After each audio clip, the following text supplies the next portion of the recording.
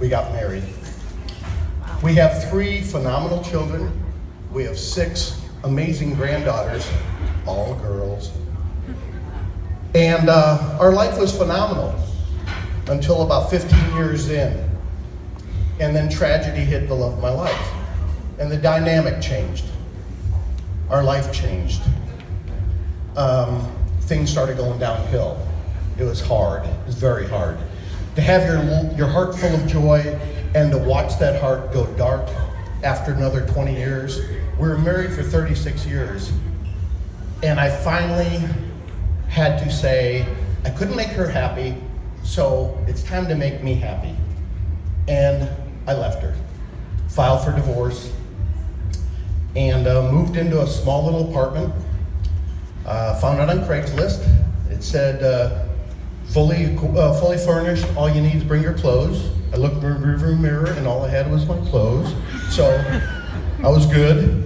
And I moved in. And the lady that I moved in that afternoon, and the lady that was there, she said, oh, this is a really nice place, real nice neighborhood. There's a little bar across the street and it opens at 7 if you want to go get a drink, whatever. And I'm like, okay, cool.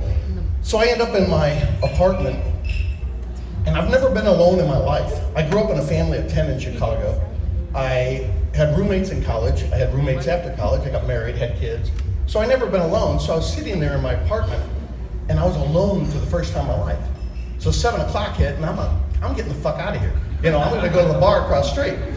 So I go across the street, and Michelle's there, this little angel. She's the bartender at this bar.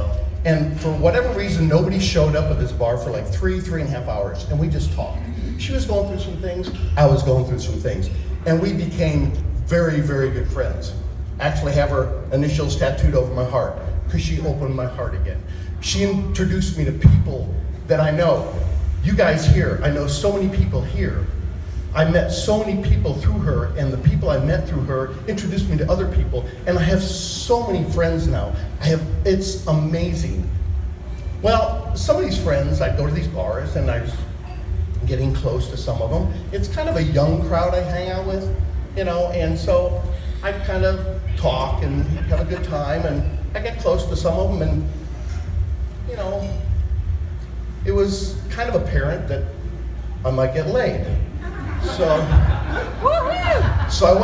I went to my urologist, you know, because I'm a 59-year-old man at that time, and if I'm gonna hang, you know, I gotta get a little something to, you know, so I can hang with these young ladies. So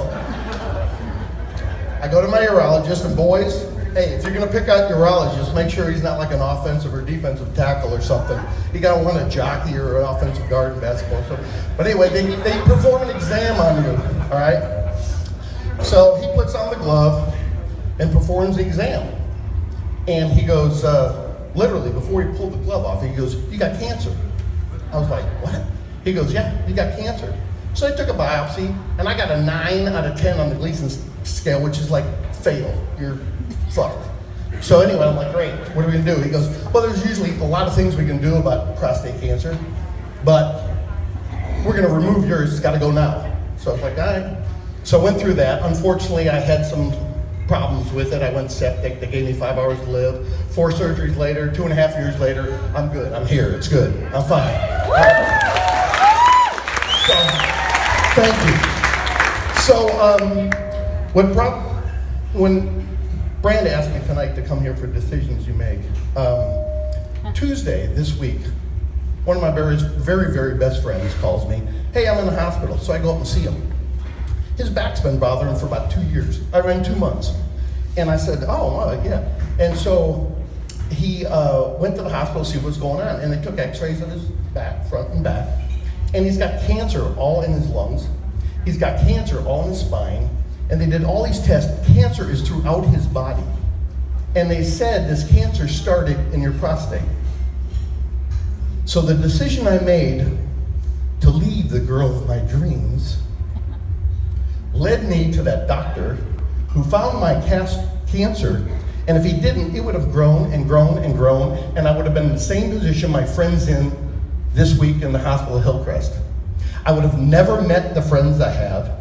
I would have never been as close as I am to the children, my kids, as I am now. I would have never met Branda. and Michelle and Ryan, and they would have never asked me to come up here and talk to you lovely people. Thank you so much. I truly appreciate it.